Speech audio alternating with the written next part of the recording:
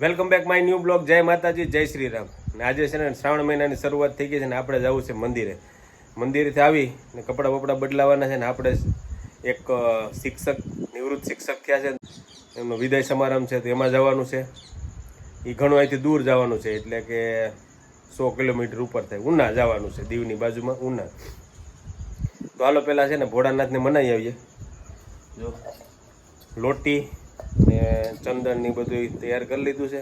આડી રસ્તામાંથી ફૂલ અને બીલીપત્ર ઉતારતા જાઉં ને મંદિરે જઈ આવીએ, શંકર બાપાને મનાઈ આવીએ કારણ કે શ્રાવણ મહિનો ચાલુ થઈ ગયો છે. તો પછી આવીને કપડાં બપડા ચેન્જ કરીએ. તો મારો સાડો એટલે કે સુંદર, આપણે સાડો કહીએ એના કરતાં સુંદર કહીએ ને તો વધારે સારું લાગે. તો એ આવવાનો છે તો એ આવી જાય પછી લેટ્સ ગો થાય. ફૂલ લઈ લીધા, બીલીપત્ર લઈ લીધા અને ચંદન લઈ લીધું. તો બસ મંદિર છે ને હવે અહીં સામે નજીક જ છે. તો હાલો છે ને પહેલાં પૂજા કરી આવીએ ભોળાનાથની.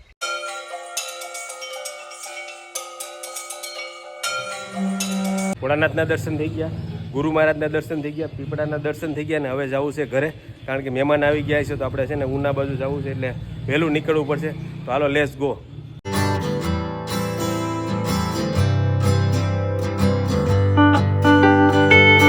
સમસાણમાં એક મોટી મૂર્તિ છે ભોળાનાથની, એમણે દર્શન કરી લીધા ને હવે નીકળીએ ઘરે કારણ કે વરસાદનો રેડો આવી ગયો હતો એટલે ઘડી કંઈ બેહવું પડ્યું. આપણે ગાર્ડન ઝૂલો છે અહીંયા ઘડી હિંચકી લીધું ને હવે લેટ્સ ગો થાય. જય ભોળાનાથ. ને કોમેન્ટમાં હર હર મહાદેવ લખવાનું ભૂલતા નહીં કે શ્રાવણ મહિનાની શરૂઆત થઈ ગઈ છે તો હર હર મહાદેવ લખવાનું ભૂલતા નહીં. તો મંદિરેથી પૂગી ગયા સીધા દુકાને કારણ કે બે માવા લેવાના. રાજુભાઈ બે ફટાફટ માવા બનાવી દે ભાઈ. મહેમાને આવી ગયા ને હવે જવું છે અમારે ઉના તો નીકળીએ.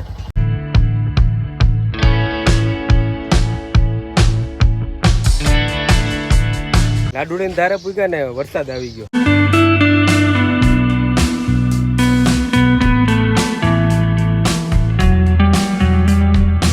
જાંબડા તો લાઈવ પેડા બને છે પણ ખાવાના નથી થતા કારણ કે આપણે છે ને શરદી છે. આપણી પેડા બધું એ મળે લાઈવ પણ ખાવાનું કંઈ નથી થતું કે શરદી છે. ખાલી હાલો ચા પી લે. ચા આવી ગઈ, ચા પી લે. બાકી જાય પેડા બને લાઈવ બને ને એની ચા પીએ ને તો એમ લાગે પેડો ખાઈએ છે. ચાય પણ એટલી મસ્ત મળે. એટલે નિર્ણય બદલાઈ ગયો છે ને 500 ના પેકેટ પેંડાના લઈ લીધા કારણ કે ફ્રેશ પેંડા હતા તો મન થઈ ગયું લેવા જ પડ્યા. ભૂગી ગયા આપણે સાહેબને ઘરે. સાહેબ છે ને ઉપર રહી છે. તો ફાઇનલી મિત્રો આપણે છે ને ક્રિષ્ના પાર્ટી પ્લોટે પૂગી ગયા છીએ ને હવે છે ને અંદર ફંક્શન ને એવું બધું ચાલુ છે. જે અંદર રિયલ હાલતું હશે એ જ જોવા મળશે. તો હાલો આપણે અંદર જઈએ. કોઈ પણ દીકરીને કે સ્ત્રીને જ્યારે ઠેસ લાગે ને ત્યારે એ બોલતી હોય છે ખમ્મા મારા વીરને.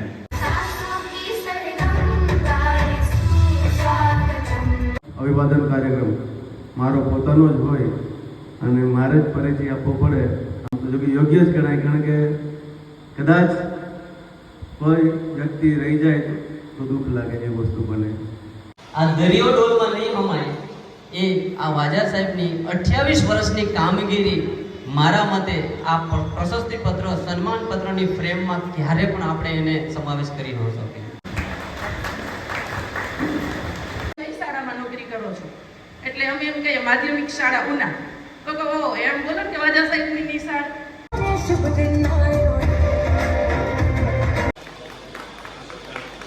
My father's retirement along with the celebration of him receiving the Atulya Varso Identity Award for his contribution in literature. તો સન્માન અને અભિવાદનનો કાર્યક્રમ પૂરો થઈ ગયો ને હવે નીકળવું છે ઘર બાજુ. તો ફાઇનલી ઉનાથી નીકળી ગયા ને હવે છે ને ઓન ધ વે છીએ. જો આ પુલ નીચે ઊભા છીએ ને જો આ માવો બાવો બને છે પછી માવો ખાઈને નીકળીએ.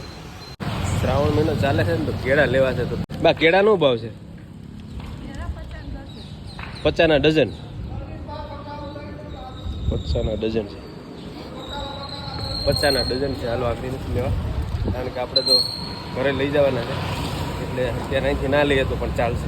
બાજુ ઉના બાજુ આવ્યા હોય ને આપણે દ્રોણેશ્વર ના જઈએ તો મજા ના આવે. એટલે જો દ્રોણેશ્વરનું મેપમાં જોઈએ ને તો 12 કિલોમીટર બતાવે છે. દ્રોણેશ્વર જઈ આવીએ. શ્રાવણ મહિનો ચાલુ થઈ ગયો છે, ભોળાનાથના દર્શન કરતા આવીએ.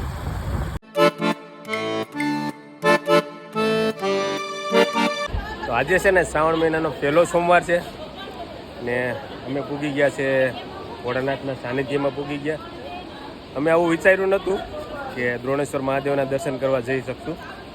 રસ્તામાં નીકળ્યા ને પછી યાદ આવી ગયું, એટલે ભગવાને જ બધું કરેલું હોય ને પૂગી ગયા છે દ્રોણેશ્વર મહાદેવે. આ બધી કૃપા હોય ને ભગવાનની તો જ શક્ય છે.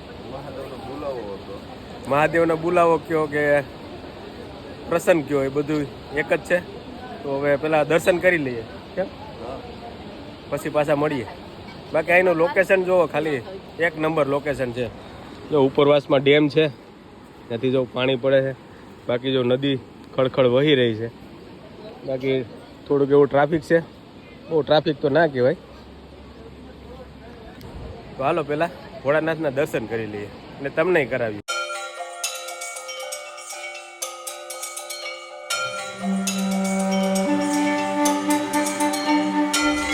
ભગવાન ઉપર જે અભિષેક થઈને પાણી આવે છે ને આ કુંડમાં આવે છે. ભગવાન ઉપર અભિષેક થઈને આવે છે ને પાણી આ અહીંયા આવે છે. 5000 વર્ષથી વધારે વર્ષનો ઇતિહાસ છે તેમનો. મહાભારતના યુદ્ધ પહેલા ગુરુ દ્રોણ પાંડવોની શોધખોળ કરવા માટે પાંડવોના અજ્ઞાતવાસ સમયે ગુરુ દ્રોણ અહીં આવેલા. એમણે શિવલિંગની સ્થાપના કરી. ગંગાના જળનો અભિષેક કરવાનો હોવાથી કિલ્લામાં તીર મારીને એમણે ગંગાજીને પકડાયા. એ જલધારા સીધી શિવલિંગ ઉપર પડે છે. દ્રોણે સ્થાપના કરી એટલે દ્રોણેશ્વર મહાદેવ કહેવાય. ત્યાંથી આ પાણી યથાવત ચાલુ છે. ગંગા જે આનો ઇતિહાસ 5000 વર્ષથી પણ વધારે. આ ભાઈ છે ને વીટીવીમાંથી આવે છે, ન્યૂઝ રિપોર્ટર છે. તો ભોળાનાથના દર્શન થઈ ગયા છે ને હવે સામે છે ને એક હનુમાનજી મહારાજનું મંદિર છે. જો અહીંથી નહીં દેખાય તો ત્યાં જતા આવીએ. દ્રોણેશ્વર મહાદેવના દર્શન કરી લીધા છે ને હવે આવ્યા છીએ હનુમાનજી મહારાજના દર્શન કરવા માટે. કારણ કે આ છે ને દ્રોણેશ્વર મહાદેવથી 500-600 મીટરના અંતર જ આવેલું છે આ મંદિર. જો હનુમાનજી મહારાજનું મંદિર છે ને સામે છે ને ગુરુકુળ છે. જો પેલી રોડની પેલી સાઈડ છે ને પેલું કેમ્પસ દેખાય ને એ ગુરુકુળ છે. તો આપણે ત્યાં નથી જવાનું, આપણે પહેલાં છે ને હનુમાનજી મહારાજના દર્શન કરી લઈએ. સામે એક મૂર્તિ બેહાડેલી છે. મંદિરના પરિસરમાં છીએ ને જો પાછળ જો એમ આખો ભરેલો ભોળાનાથના દર્શન થઈ ગયા, કષ્ટભંજન દેવ હનુમાનજી મહારાજના દર્શન થઈ ગયા ને હવે નીકળીએ પાછા આપણા ઘર તરફ.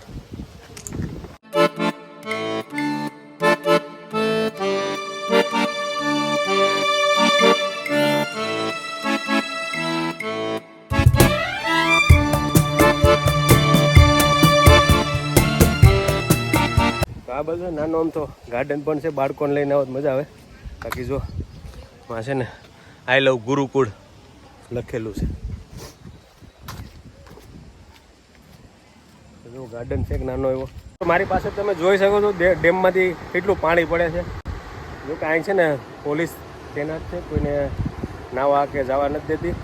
સારું કહેવાય કે સુરક્ષા રાખેલી છે, ન કરતા નાવાવાળા ખૂટે નહીં. તો જો મસ્ત પાણી પડે છે, બધા જંગલમાંથી પાણી આવતું હોય પહાડોમાંથી ને ડેમ એકદમ ઓવરફ્લો થઈને જાય છે અત્યારે. કારણ કે હવે ઉપરવાસમાં થોડોક વરસાદ થાય ને એટલે તરત આમાં પાણી આવી જાય. તો હાલો ડેમ બતાવી દીધો, હનુમાનજી મહારાજના દર્શન કરાવી દીધા, દ્રોણેશ્વર મહાદેવના દર્શન કરાવી દીધા ને હવે લેટ્સ ગો થાય. Let's go. દ્રોણેશ્વર મહાદેવ, પછી સામે છે કષ્ટભંજન દેવ હનુમાનજી મહારાજ ને અત્યારે આપણે છે ને બ્રિજ ઉપર ઊભા છીએ. સામે છે ડેમ છે, જો પાણી કેટલું જાય છે. હા, હનુમાનજી મહારાજ ને દ્રોણેશ્વર મહાદેવની વચ્ચે ઊભા છીએ અત્યારે આપણે, એકદમ વચ્ચે એક્ઝેક્ટલી છીએ. તમે ઉના સાઈડ કે હા ઓલું બાજુમાં કઈ ગીર ગઢડા એ બાજુ આવો ને તો આ બાજુ ખાલી 8-10 કિલોમીટરનો રૂટ છે. તો અહીં અવશ્ય મુલાકાત લેજો, કારણ કે મહાદેવના દર્શન કરવા માટે જો અહીં મોટી સંખ્યામાં લોકો આવે છે. ને અહીં છે ને કંઈક એક સોમવારે તો મેળો ભરાય છે, પણ આપણે બહુ ખબર નથી તો એ ક્યારે ભરાતો એ બહુ યાદ નથી. એકવાર હું આની પહેલાં આવ્યો હતો ને ત્યારે મેળો હતો.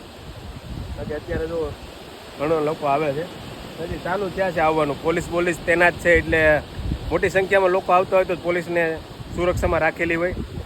તો અવશ્ય આવજો ને હવે આપણે નીકળીએ, કારણ કે આપણે હવે મોડું થાય છે.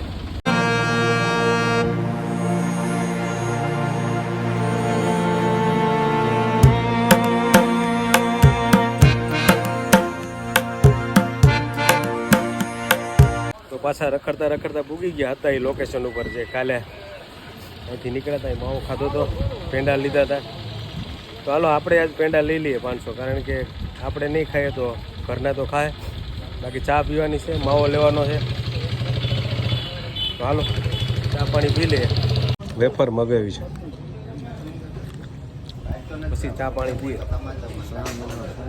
અને સોમવાર છે. હા, તો હાલો હવે અમારે ટાટા બાય બાય કરીને નીકળી જાય.